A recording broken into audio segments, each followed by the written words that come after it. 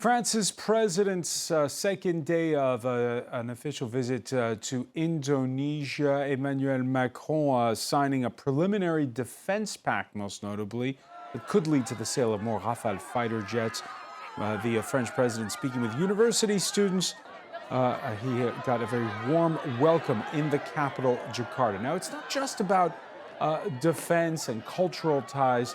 At the heart of it all, there's also precious minerals, and there were memorandums of understanding that were signed in that regard. Brian Quinn has more. On Indonesia's Halmahera Island, pristine jungles that stood untouched for centuries now give way to vast swaths of clear-cut strip mines. It's the world's largest nickel concession, and for members of the indigenous Hongana Manyawa tribe, a catastrophe. I'm worried if they keep destroying the forest, our source of food will be gone. We have no idea how to survive without our home and food. Territory once abundant for hunting and gathering is now ravaged. Rivers once relied on for fish and fresh water now choked with mud and tailings. It used to be safe to drink from this river. There was no pollution like this. The water was very clean. But now, just see for yourself how bad it is.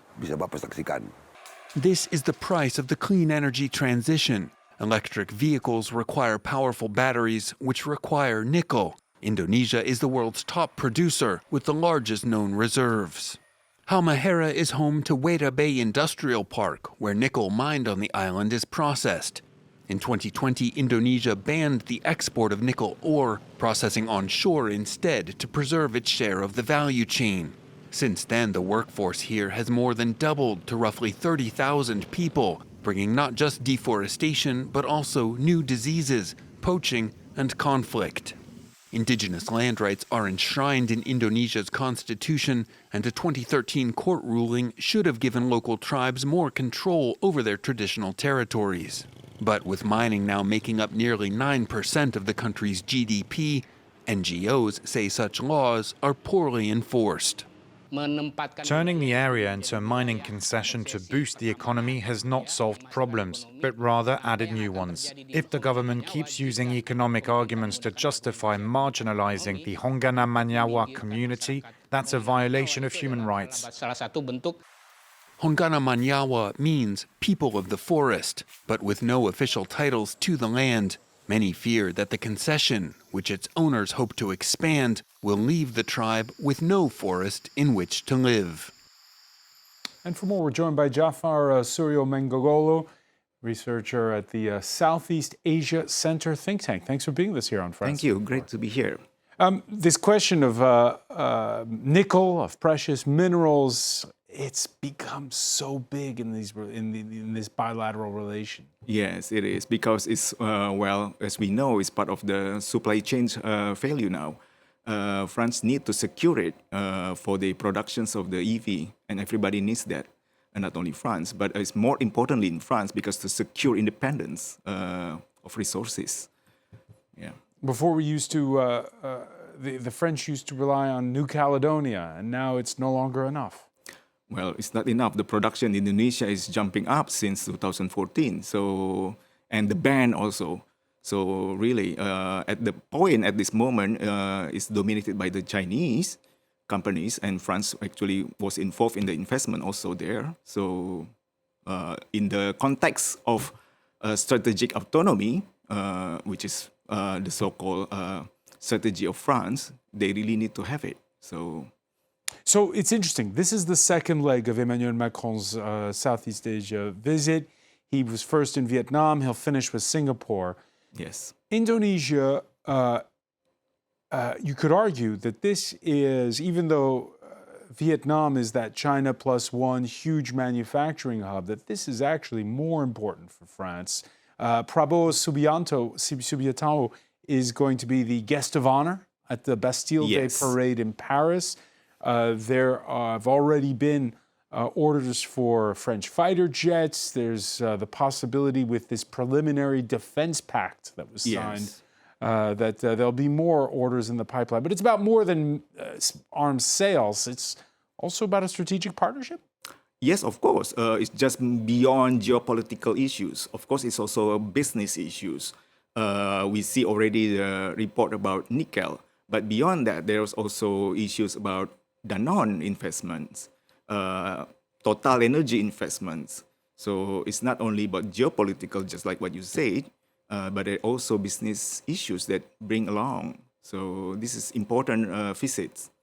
We can listen now to French President Emmanuel Macron speaking about those defense contracts.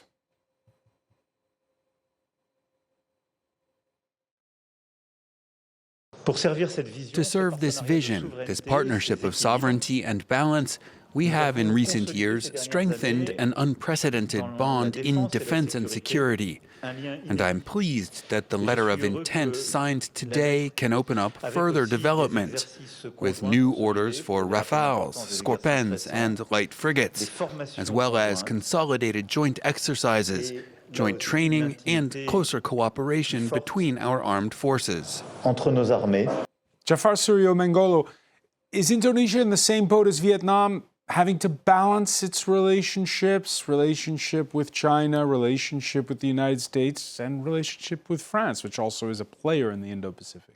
Well, it is part of the so-called Asian way. So it's not only Vietnam and Indonesia, but also Thailand, Malaysia, Cambodia. We have to make our own ways between these two superpower, China and USA.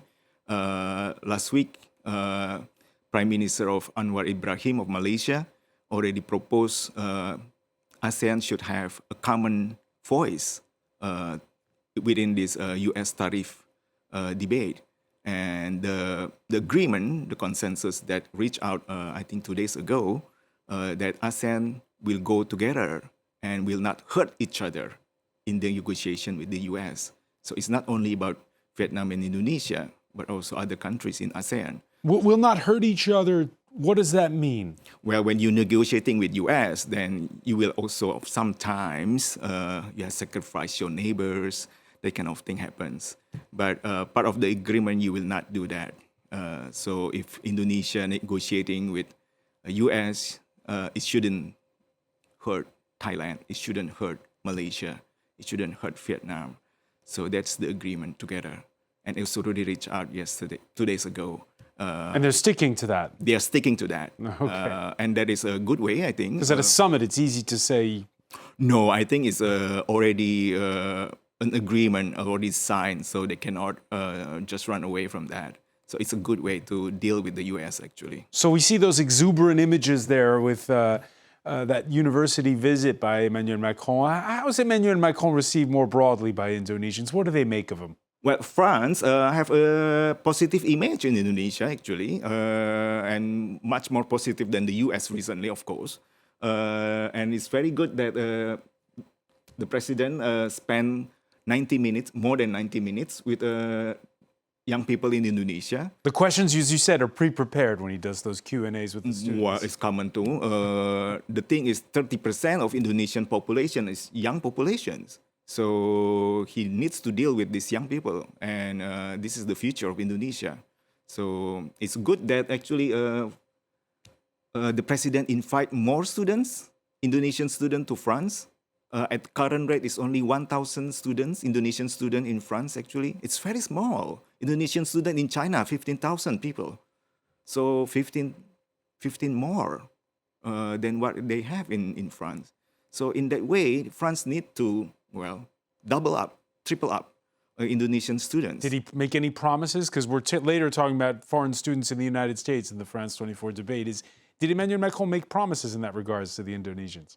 Not specifically practically numbers, but everybody knows they need to double up, triple up. Part of the keep of the president, part of the delegations, is the director of CNRS, the Research Center of France, and he acknowledged that's only at the moment among the staff only 5 Indonesian researchers in France, and that is very small compared even with Vietnam. So, considering the size, considering the youth of Indonesia, France needs to take more of this.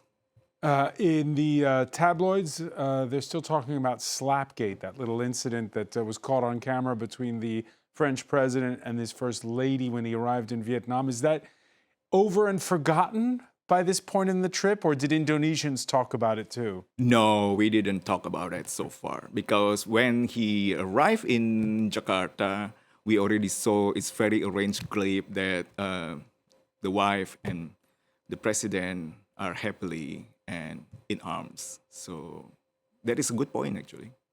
Okay. Well, on that happy note, then we'll finish. It is. Jafar Suryomenggolo, thank you so much for being with us here on Thank you France. so much.